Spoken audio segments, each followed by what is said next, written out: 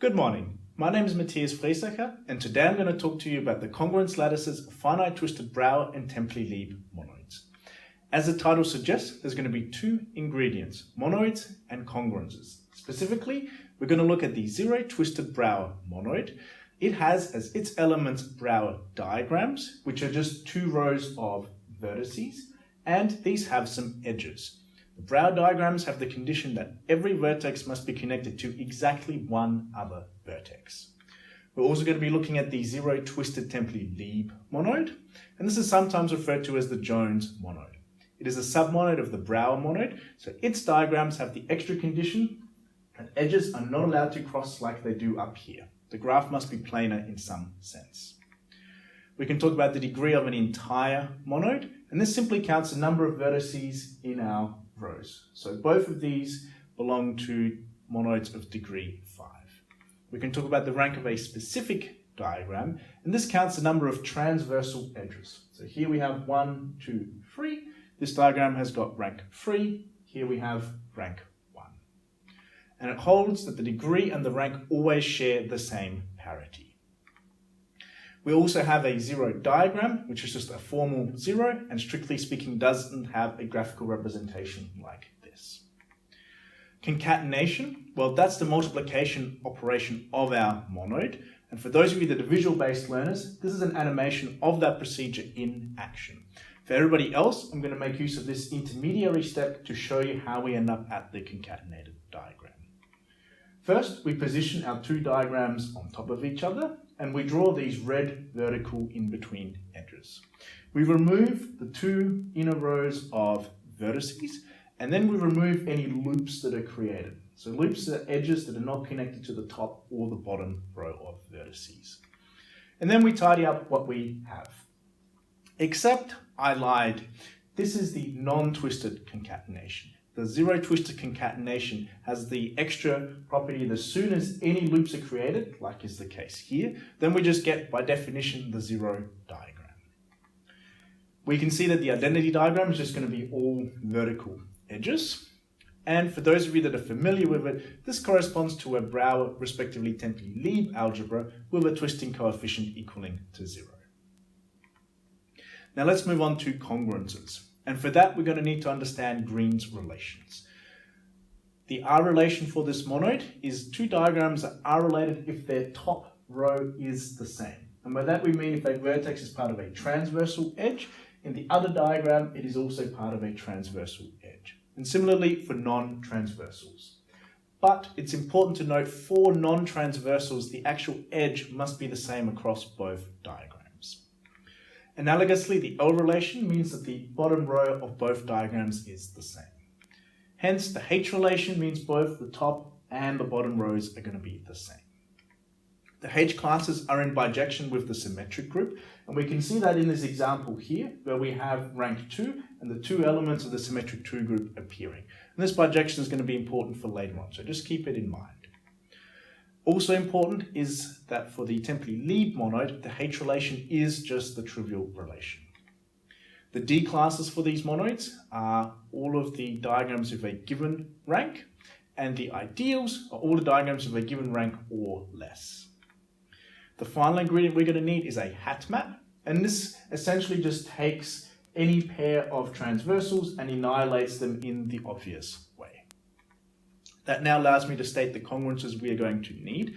And I'm going to make use of this through an egg box diagram. And this is going to be for degree 6. So at the bottom, we have the 0 diagram. At the top, symmetric 6 group. Then we have our diagrams of rank 0, D2, and D4. So first up, we have the Riesz congruences. So looking at an example, Riesz 2.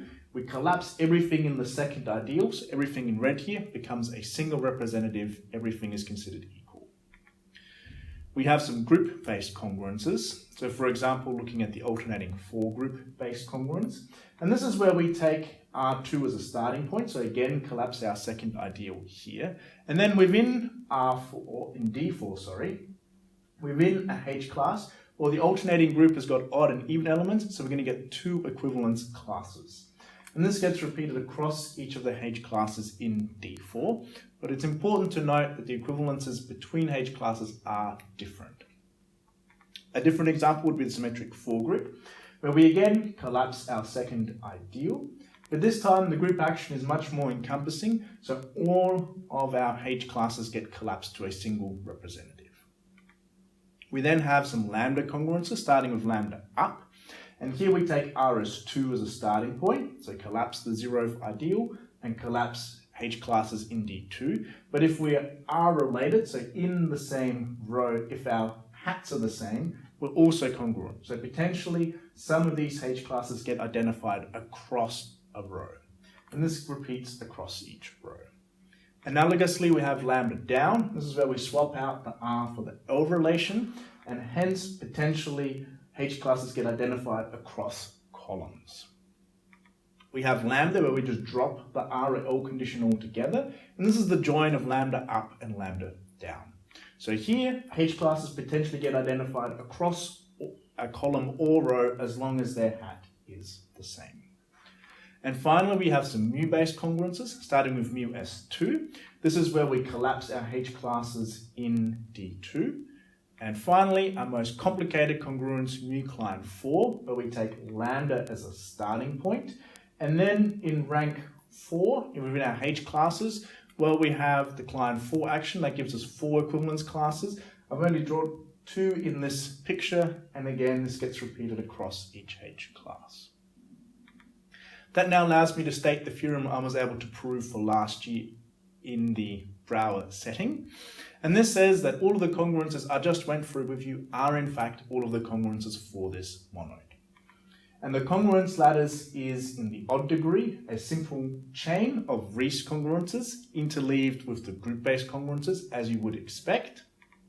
And in the even degree, we have this same chain, but we have 3 diamonds at the bottom. And this is where we find the lambda congruences and the 2 mu congruences. From here, it's not too much more work to show that this monoid is congruence permutable. In terms of a proof of this result, well, first we need to prove that the congruences that I claim are congruences are in fact congruences. And then I consider every possible pair of alpha and beta and look at the principal congruence that pair generates. I need to show that is contained in my list of congruences and that my list of congruences is closed under joins. Having done that, I apply a helpful lemma by East, Ruškuc, and Temperley, and that says that my list of congruences is in fact the entire list of congruences for this monoid. To give you a bit of a better sense of checking all of the different alphas and betas, this is the decision tree. And in red, for the leaves, are the congruences that correspond. So first we check, do we have the same diagram? Do we have the zero diagram? Do they have different ranks? Are they H related? We look at some low ranks to pick up on the diamonds in the even degree. And then we check, are they hat related or not? And if they are, we need to check exactly how they are R or L related.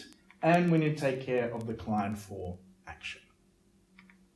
The Temperley-Lieb result, well, it turns out its congruence lattice is actually a sublattice of the Brauer result. So recall the Brauer result and recall that the H relation is trivial. So we can forget about all of the group-based congruences. And likewise, the mu congruences are also group-based, so we can forget about them. So what we are left with are the Riesz and lambda-based congruences. And the congruence lattice in the odd degree is still a simple chain of Riesz congruences, and almost a chain in the even degree with a single diamond where we find the lambda congruences. And not too surprisingly, Temperley-Lieb is also congruence permutable. This work is part of a larger research program that was started by East, Ruškuc, and Temperley in 2018 and was continued by East and Ruškuc in 2022. The next steps in this line of work would be to go from the 0 twisted setting to an arbitrary D twisted, and that can be extended into an infinite twisted setting as well. Throughout this work, I've also developed a LaTeX package PM_Draw that draws the diagrams that you saw in this presentation, and these are some more examples of that package in use. There is also an extended version of this talk available on my YouTube channel. And I hope you have learnt some interesting maths with the help of diagrams.